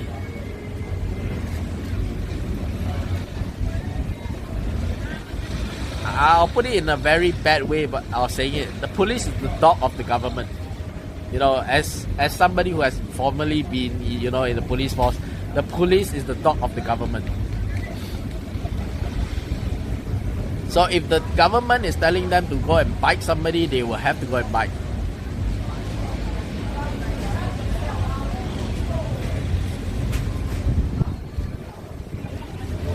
Or the police whoop whoop. So yes, agree, some protesters are rowdy, more so lately the riot police can employ excessive force. Yes, I agree with you, but I also agree with you that if the you know, people are marching down peacefully, there should be no force applied onto them.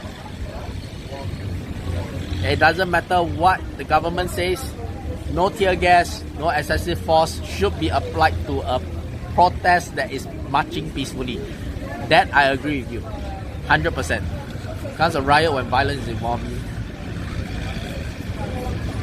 So, going back to the whole thing, look at the recent protest for the, you know, the IRA and the Palestinian protest that happened on the highway of the US. Was that a peaceful protest or was that a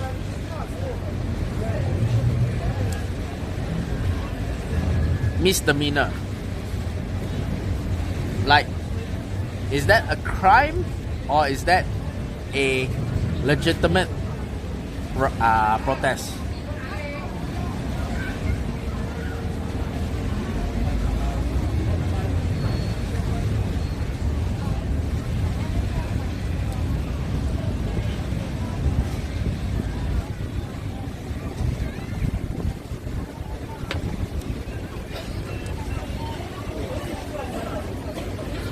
Anyway, Reg, how's your day, man? How's it going for you?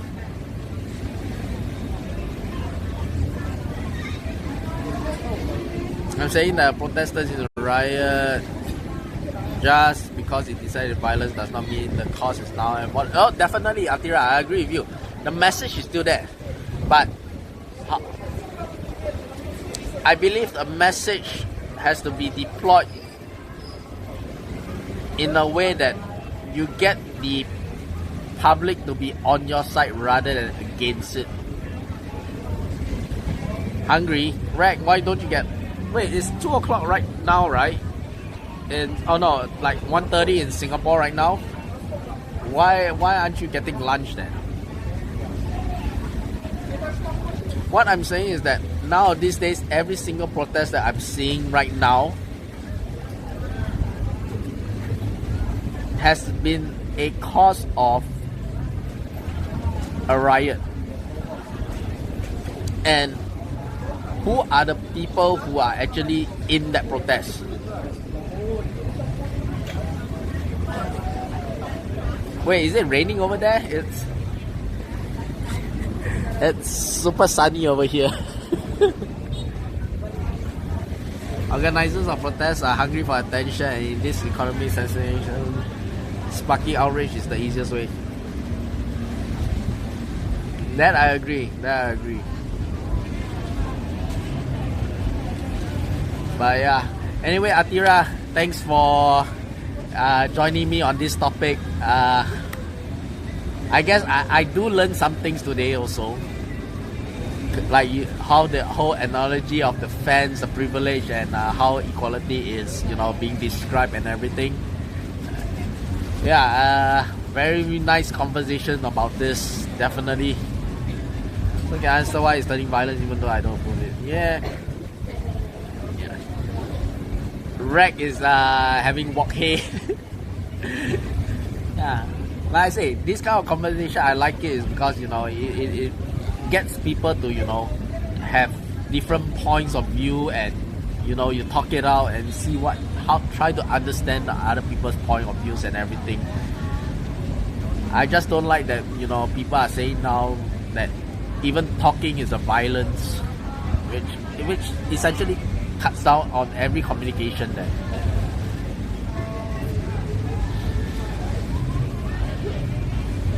Yeah, man. Yeah, man.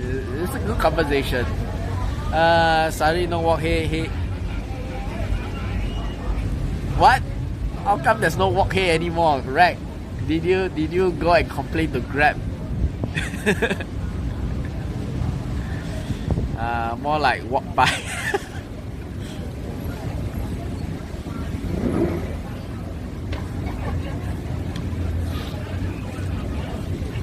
Oh yeah, if I'm not wrong, like there are certain places that are no longer on Grab but are on Foodpanda still.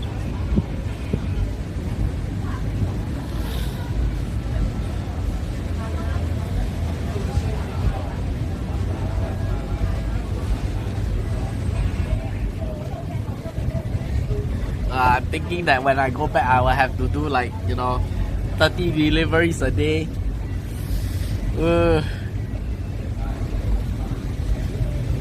Got so much debt to pay back.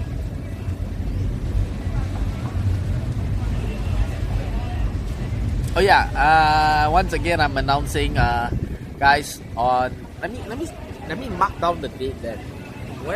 Which date is it?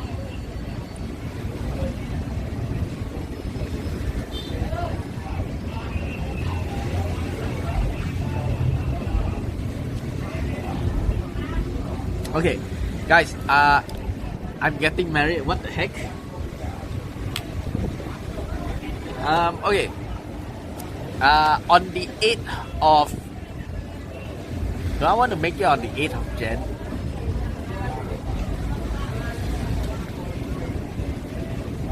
No, I need more time, so I'm going to do it next. Okay, on the 15th of Jan, guys, I will be doing my round Singapore walk, which is going to be 150 kilometers of walking.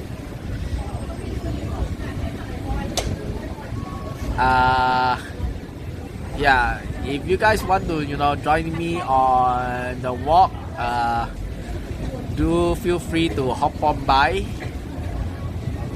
It's gonna be like free and easy. It's gonna be like if you want to join in, just come on. Then if you want to go off, you can go off. Let's go Suka Lands. No. Apparently this is a challenge I need to complete because I think somebody donated for it or something. I think Trooper donated for it, that's why. So yeah, I will be trying to complete the whole 150 kilometers within, I'll say at least about 40 hours. Do it one, yeah, it's gonna be a one shot. So my only problem is that whether am I going to be lacking of power banks to run the whole stream and everything. So yeah, once I'm back in Singapore, I need to go and buy a couple more power banks, because my goal is to complete it within 30 to 36 hours. But I'm just giving myself a bit of buffer, so the target goal is to do it under 40 hours. Target goal is 30 hours to 36 hours to complete the whole entire 150 kilometers.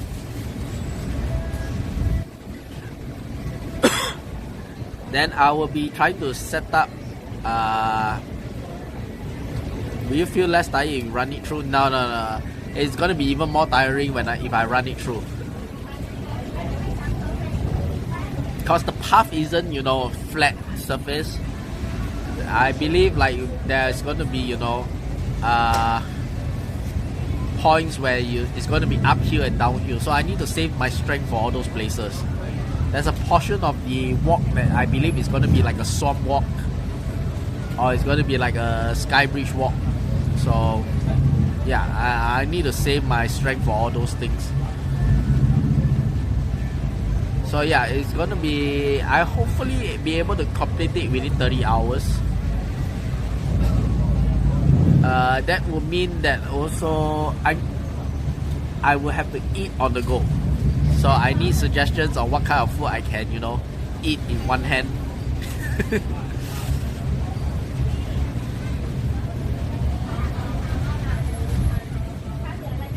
Cause yeah, I won't be able to sit down and eat dinner or lunch or breakfast. Wok hei? How am I gonna eat wok hei in one hand, right? You gotta show me how to eat wok hei in one hand then. Thank you.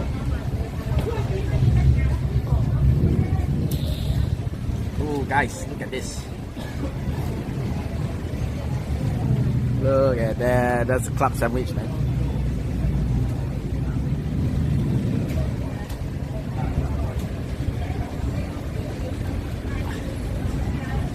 Atira only giving me bread to eat right now. Damn.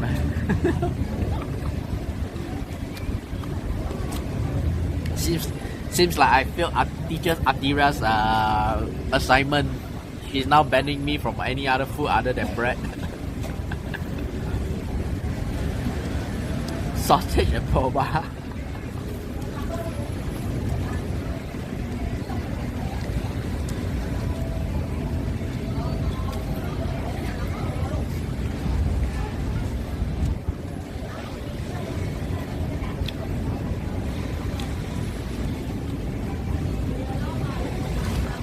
Kebab and burger. Kebab. Are there any good kebabs around the way?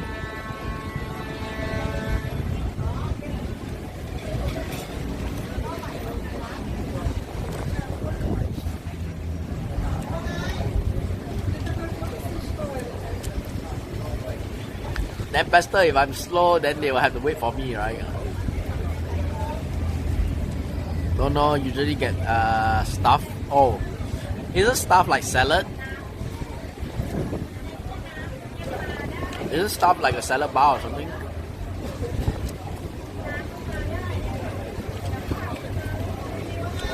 Don't be slow. Spartan pesto.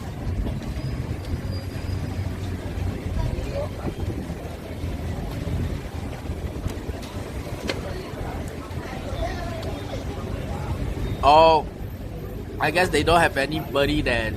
That's why they're closing till Sunday. Wait, they're closing till Sunday?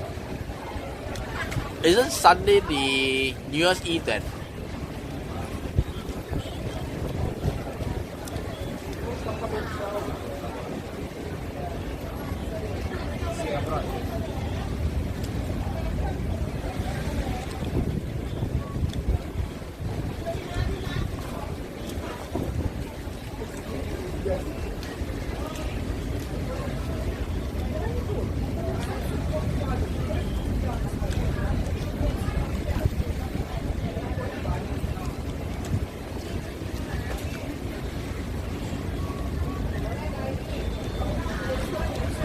I need to enjoy today's food.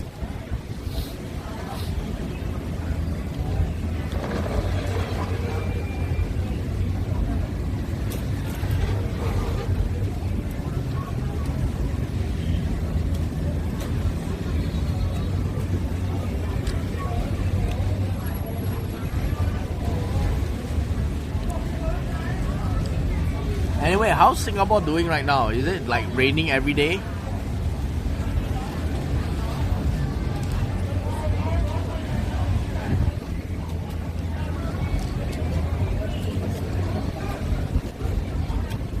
Flooding?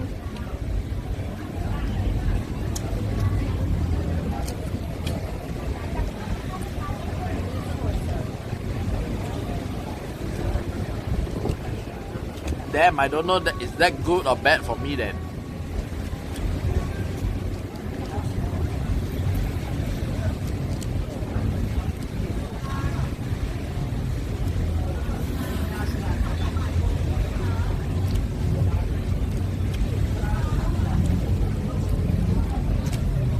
Raining at night, hot in the day. Oh my goodness, that's bad.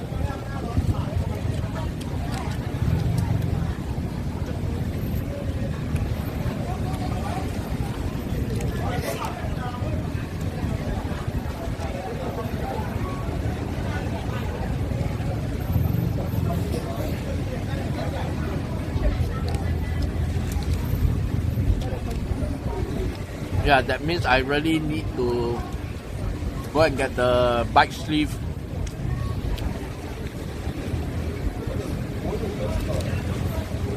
Because the 2 days that I did, you know, the Grab delivery, my arm skin got burned totally.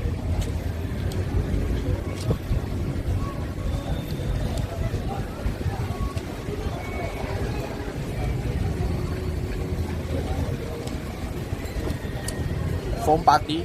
Isn't that like a pool party or something?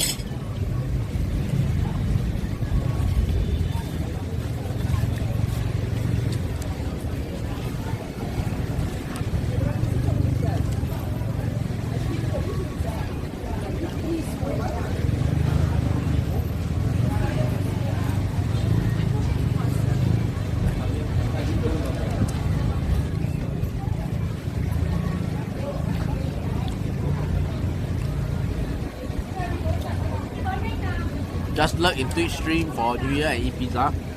I might be streaming on New Year. I'll be definitely streaming on Countdown. Wait, Atira, you don't have like plans to go out or anything?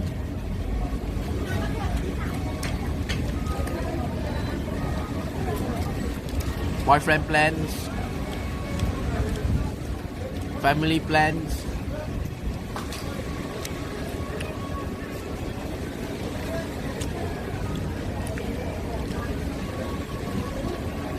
Go out tonight with a boyfriend?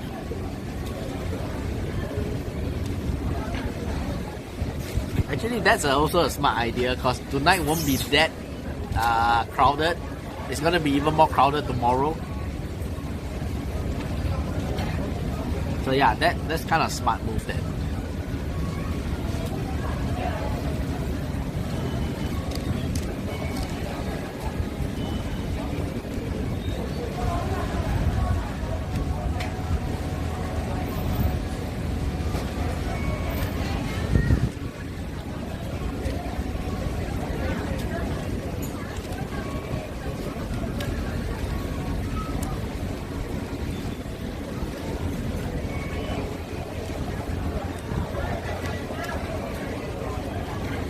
What about you guys? Any others? What's your plan on New Year's Day, man? Right, Pastor? What you guys planning to do, man? Alright, Atira. Have a good day. Nice chatting with you, man.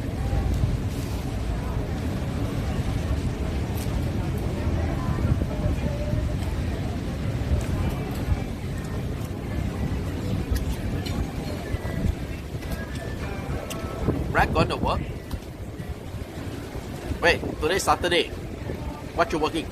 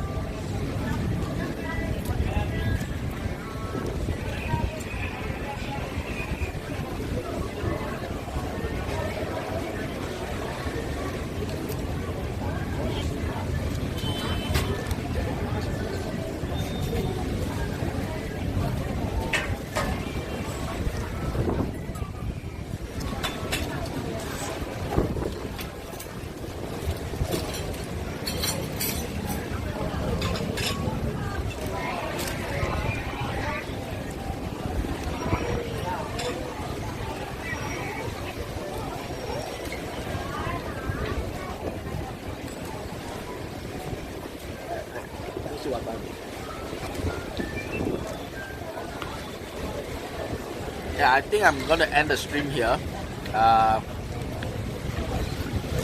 Yeah, probably I will just be, you know, slacking the whole day today because I don't think I'll be going out anywhere today. Unless I'm meeting up with my friends. So yeah, you guys all have a good day in Singapore. I'll be back in Singapore soon and we'll have that challenge on the 16th of Jan. So guys, if you want to join in, please do come and join in. If not, do support me on the stream. I'll see you guys then.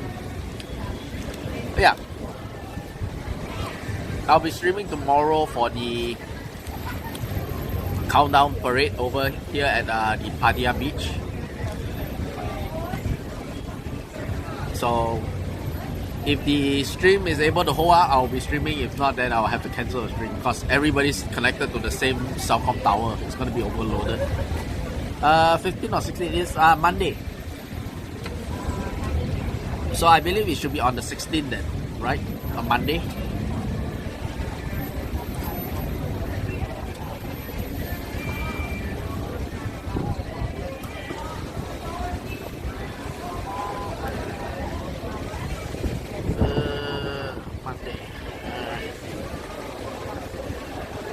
Oh, it's the 15th. So 1-5. 15 is on the Monday. So yeah, my challenge is gonna be on the 15th. Hopefully it will end by the 16th. If not, it's gonna be on the 17th then.